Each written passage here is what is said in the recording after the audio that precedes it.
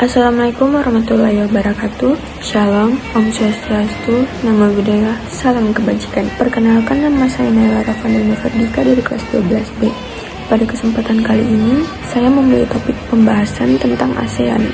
ASEAN atau Association of Southeast Asian Nations atau dapat diartikan sebagai Perhimpunan Bangsa-Bangsa Asia Tenggara, didirikan pada tanggal 8 Agustus 1967 di Bangkok, Thailand, dengan tujuan utama untuk mempercepat pertumbuhan ekonomi, perkembangan sosial, dan kemajuan budaya di kawasan Asia Tenggara.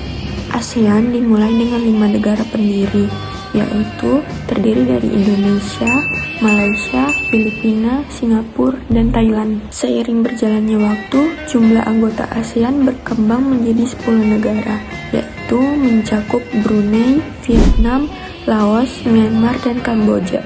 Bagaimana sih ASEAN dalam kehidupan sehari-hari? Nah, dalam bidang perdagangan, ASEAN memfasilitasi perdagangan antar negara anggotanya melalui pembentukan ASEAN Economic Community atau AEC yang bertujuan untuk menciptakan pasar tunggal dan basis produksi yang lebih efisien. Sebagai contoh, produk elektronik yang diproduksi di Malaysia atau Thailand dapat dengan mudah dijual di Indonesia atau Filipina tanpa banyak hambatan tarif, membuat harga barang lebih kompetitif. Dalam bidang pendidikan, ASEAN memiliki berbagai program pendidikan untuk memfasilitasi mobilitas pelajar antar negara. Melalui ASEAN University Network atau AUN, mahasiswa bisa mendapatkan beasiswa untuk belajar di universitas-universitas terbaik di kawasan ASEAN.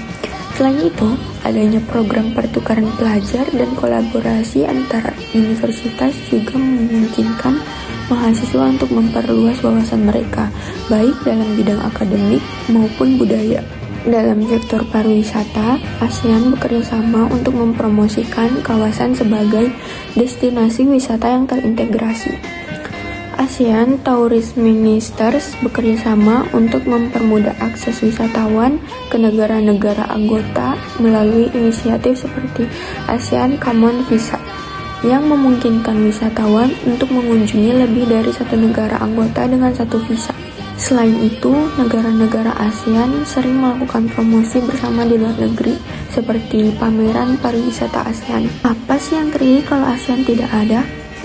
Kehidupan tanpa ASEAN akan mengalami kesulitan dalam bepergian, perdagangan, dan kerjasama regional. Tanpa adanya ASEAN, banyak aspek kehidupan sehari-hari yang akan sangat berbeda. Dalam kesulitan bepergian, tanpa kebijakan bebas visa yang diterapkan oleh banyak negara ASEAN, perjalanan antar negara di kawasan ini akan jauh lebih rumit.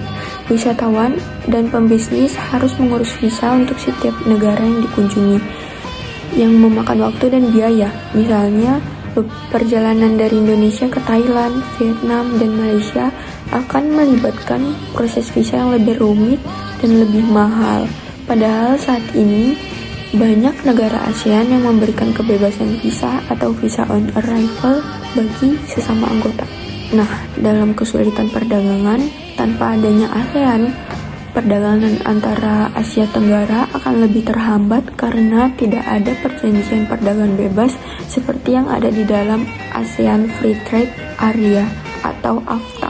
Nah, dalam kesulitan kerjasama sosial dan budaya, tanpa platform seperti ASEAN, kerjasama dalam bidang sosial, pendidikan, dan kebudayaan akan lebih sulit dijalani. Banyak program pertukaran budaya, pelatihan profesional, dan kerjasama pendidikan akan terhambat, yang berarti kesempatan untuk memahami dan menghargai keragaman budaya di kawasan ini akan berkurang. Demikian penjelasan dan informasi yang dapat saya sampaikan, kurang dan lebihnya mohon dimaafkan. Assalamualaikum warahmatullahi wabarakatuh.